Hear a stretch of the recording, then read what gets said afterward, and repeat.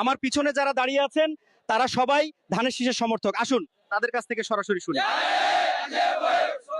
আমার মনে হয় আজকেই ইলেকশনের আমেজ হয়ে গেছে। প্রায় 20 থেকে 30,000 লোকের মতো হয়েছে।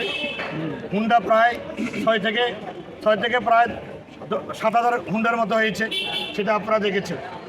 এদেশের মানুষ গণতান্ত্রিকভাবে কখনো ভোট দিতে পারে নাই। স্বৈরাচার শেখ হাসিনার আমলে মানুষ, বাংলার জনগণ চায় আমরা ওরা চায় ওদের ভোটের অধিকার প্রয়োগ করার জন্য।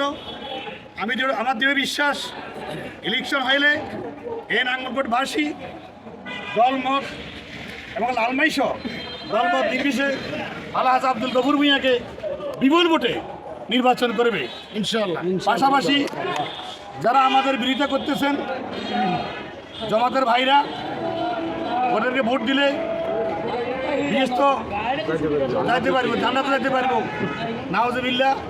এটা আপনাদের টিভির মাধ্যমে আমার নাঙ্গলকোটবাসীকে, আমার মা বোনদেরকে আমি অনুরোধ করব, তারা মিথ্যা প্রলোভন দেখাই ইসলামের নাম বিক্রি করি আপনাদের কাছে ভোটের জন্য গেলে আপনারা সেটা পরিহার করবেন। আমি IR টিভির সম্পাদক, রিপোর্টার সবাইকে নাঙ্গলকোট উপজেলা বিএনপির পরিবারের পক্ষ থেকে সবাইকে ধন্যবাদ জানাই। এখানে শেষ করলাম। আসসালামু আলাইকুম ওয়া রাহমাতুল্লাহি ওয়া বারাকাতুহু।